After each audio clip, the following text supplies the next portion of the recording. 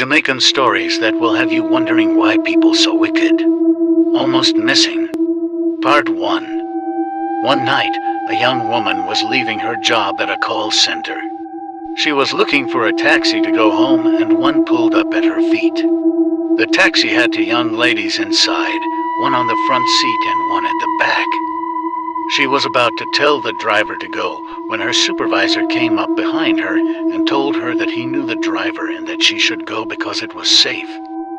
The young lady got a little courage and decided to take the car.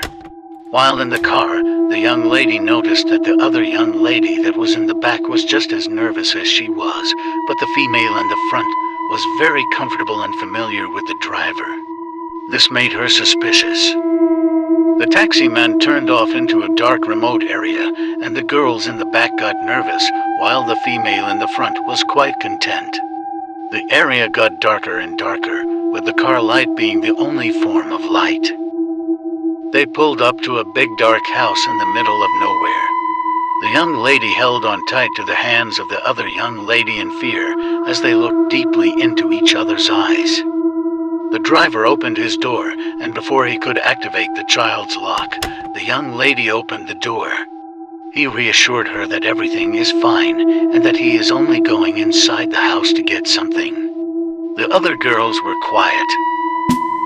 As soon as he walked away and he was far enough away, the young lady signaled to the other young lady that they were gonna make a run for it, and without a second more to spare, they ran out of the car and into the dark bushes. See Part 2 on YouTube. Link in bio. Subscribe to Jamaican True Stories on YouTube.